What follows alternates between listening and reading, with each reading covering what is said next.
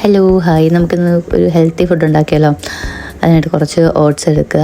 Low fat പാലാണ് എടുക്കേണ്ടത്. എൻ്റെ ലോ ഫാറ്റ് പാലല്ലാത്തത് കൊണ്ട് ഞാൻ നോർമൽ നമ്മൾ യൂസ് ചെയ്യുന്ന മുരളിയുടെ പാലെടുത്തത്. കുറച്ച് തൈരും, ഒരു 2 ടേബിൾ സ്പൂൺ തൈരാണ് ഞാൻ യൂസ് ചെയ്തിരിക്കുന്നത്. എന്നിട്ട് നല്ലപോലെ മിക്സ് ചെയ്യുക. മിക്സ് ചെയ്തിട്ട് നമുക്ക് കുറച്ച് ചിയാ സീഡ് എടുക്കണം.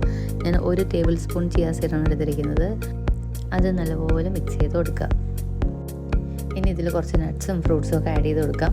എൻ്റെ കയ്യിലുണ്ടായിരുന്നത് പിസ്ത, കാഷ്യൂ, ഡേറ്റ്സ്, ഹേസൽനട്ട്, പിന്നെ കുറച്ച് ആപ്പിൾ. ഇത് ഇത്രയാണ് എൻ്റെ കയ്യിലുണ്ടായിരുന്നത്. അത് ഞാൻ ഇതിനകത്ത് ആഡ് ചെയ്തു. നട്ട്സും ഫ്രൂട്ട്സും ഒക്കെ എൻ്റെ ഒരു അളവിലാണ് ഞാൻ ആഡ് ചെയ്തേക്കുന്നത്. ഞങ്ങൾക്ക് 3 പേർക്ക് കഴിക്കാനുള്ള രീതിയിലാണ് ഞാനിത് എടുത്തേക്കുന്നത്. അടുത്ത് നമുക്ക് കുറച്ച് ഹണി ചേർത്ത് കൊടുക്കാം.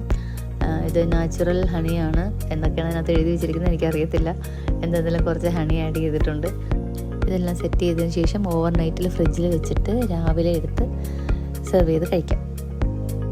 പൊതുവേ ഓട്സും ഇതൊന്നും എനിക്ക് വലിയ താല്പര്യമില്ലാത്തതുകൊണ്ട് ഞാൻ വിചാരിച്ച് വലിയ ടേസ്റ്റ് ഒന്നും ഉണ്ടാകത്തില്ലാന്ന്. പക്ഷേ ഇതെല്ലാം കൂടി ആഡ് ചെയ്തുകൊണ്ടായിരിക്കും നല്ല പുളിപ്പില്ലാത്ത തൈരാണ് ചേർക്കണുള്ളൂ. അപ്പോൾ ആ തൈരിൻ്റെയും പാലിൻ്റെയും അതിൻ്റെ കൂട്ടത്തിൽ ഡേറ്റ്സും ഈ നട്ട്സും ഒക്കെ കിടക്കുന്നതിൻ്റെ നല്ലൊരു ടേസ്റ്റ് തന്നെ ഉണ്ടായിരുന്നു.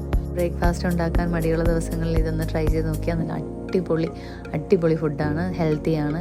എല്ലാവരും ഒന്ന് ട്രൈ ചെയ്ത് നോക്കുക. ടാറ്റാ.